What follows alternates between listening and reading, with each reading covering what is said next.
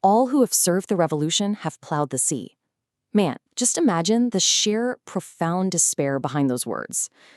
This isn't the quote of a defeated enemy. This is the heartbreaking final realization of Simón Bolívar, a man who gave up immense personal wealth and spent literally his entire adult life fighting to free a continent, only to feel at the very end that his monumental life's work was entirely in vain.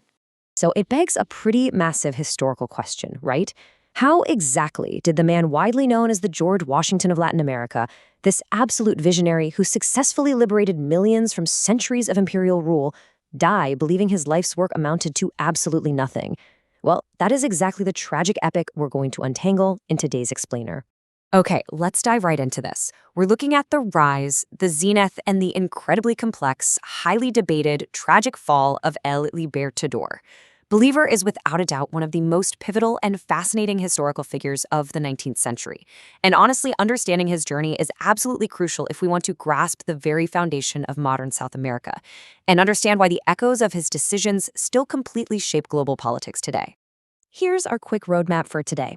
We'll start with the making of a liberator, move into exile and the impossible march, then forging Gran Colombia, tackle the reluctant dictator, and finally, we'll wrap up with his death and a divided legacy. All right, Section 1, the making of a liberator. From grieving widower to revolutionary. It's so important to ground this great man of history as a relatable human being first, because honestly, his path to revolution actually begins with immense personal tragedy. Bolívar was born into one of the wealthiest Creole families in Caracas, but he lost both of his parents as a kid. Sent off to Europe for his education, he fell deeply in love and married Maria Teresa in Madrid in 1802. But then, just the very next year, shortly after returning to Venezuela, she tragically died of yellow fever. Bolívar was absolutely devastated. He vowed never to remarry, just throwing himself entirely into travel and Enlightenment philosophy. And this grief, it acted like a catalyst. By 1805, while standing on the Mons Saucer in Rome, which is the site of an ancient plebeian revolt, he swore a radical oath to end Spanish rule in the Americas. His profound personal loss literally became a continent's revolution. Now, the early years of that revolution were incredibly brutal. Just to give you an idea of the sheer scale and the horrifying human stakes of these early conflicts, consider this number: 20,000. By 1814, the initial Venezuelan republic was completely collapsing. Bolívar literally had to lead 20,000 terrified citizens eastward out of Caracas on foot. Why? Just to escape a brutal Spanish warlord named José Tomás Boves and his terrifyingly named cavalry, the Legion of Hell.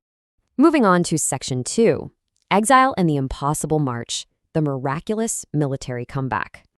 So, following some really devastating defeats and a period of exile, Bolívar orchestrated an unbelievable comeback. He got crucial help from Haitian President Alexandre Pétion, who provided funding and weapons in exchange for one major promise, that Bolívar would abolish slavery in the Spanish territories he liberated.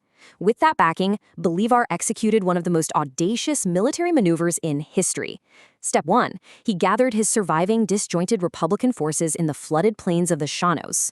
Step 2, in 1819, right during the wet season when everyone thought an army couldn't possibly move, he executed a grueling, freezing march straight up and over the Andes Mountains. Step 3, he descended into New Granada, completely surprising the Spanish forces and decisively routing them. I mean, it was a dizzying, miraculous stroke of strategic genius. And this brilliantly illustrates the cascading, rapid collapse of Spanish rule across different regions that followed. Just look at this timeline. The Battle of Boyacán in 1819 secured New Granada. Carabobo in 1821 effectively secured Venezuela. Pichincha in 1822 liberated Quito. And finally, the Battle of Ayacucho in 1824 decisively eliminated the Spanish royalist threat in Peru. In just 5 years, the entire military map of South America was completely redrawn. Okay, Section 3, Forging Gran Colombia, the political war begins. As Bolívar quickly learned, conquering a territory with an army is very, very different from building a functioning nation from scratch. As we can see here, Gran Colombia was a massive merged republic created in 1819. It basically combined modern-day Venezuela, Colombia, Panama, and Ecuador. The sheer geography of this thing, we're talking dense jungles, the towering Andes, and completely disconnected regional economies, made this newly liberated territory incredibly difficult to hold together. Peripheral elites were already chafing against centralized rule from Bogotá. Take a second to really digest this number. 6. That is the number of modern countries Bolívar is credited with helping to liberate. Bolivia, Colombia, Ecuador, Panama, Peru, and Venezuela. It's a scale of liberation that is almost impossible to wrap your head around, right? But it also perfectly highlights the impossible diversity and the immense geographic challenge of his overarching political dream. Which brings us to Section 4, the reluctant dictator, the unraveling of a dream.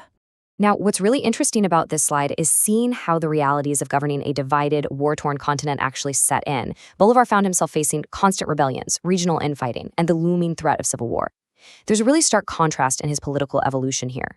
Early on, his manifestos showed a deep admiration for federal systems, strict republicanism, and progressive promises to abolish slavery.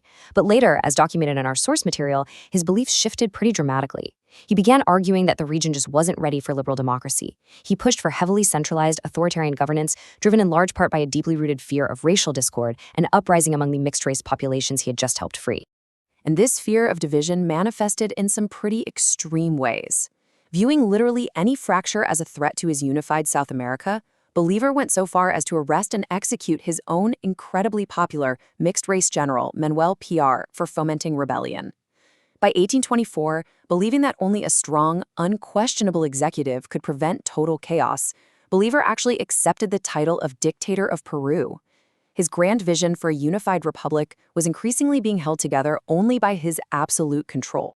But as you might guess, that kind of control made him enemies among his own allies. Let's look at the 1828 Septembrine conspiracy. After Bolívar assumes supreme power as the President Liberator of Colombia, young liberals plotted to assassinate him. They stormed his palace in Bogotá. And in an incredibly humanizing, almost cinematic anecdote, the great liberator only survived because his lover, Manuela Sanz, delayed the assassins while he escaped out a window. He literally spent a freezing night hiding under a bridge while his own people hunted him. Just wild to think about. Section 5, Death and a Divided Legacy, the towering, debated myth. By this point, the constant betrayals, the endless marching, and just the crushing weight of governance had physically and emotionally exhausted him. Following that assassination attempt in 1828, Bolívar became deeply depressed and ill. He saw his dream of a federated Latin America totally collapsing as regions began to secede. By April 1830, he resigned the presidency, planning to just go into exile. But he never made it. In December 1830, the man who liberated 6 nations, having given away or lost his entire vast personal fortune, died of tuberculosis in Santa Marta. He was stripped of his power and actually dressed in a borrowed shirt. Yet, despite all of that, his posthumous legacy is entirely unrivaled. Just look at this table. Despite his tragic end and his highly debated authoritarian shift, he transformed into this towering cultural myth. I mean, 2 national currencies currently bear his name. An entire country, Bolivia, is named directly after him. And the enduring cult of Bolívar remains an absolute bedrock of political and cultural identity across Latin America today. Which leaves us with this final, intensely debated question. Was Bolívar's authoritarian pivot a necessary evil? The only possible way to hold together a fragile, war-torn continent? Or was it the tragic flaw that ultimately doomed his own democratic dreams and left him plowing the sea? It's a massive, complex puzzle of a monumental life, and I highly encourage you to keep exploring the history behind the myth. Thanks so much for joining me on this explainer.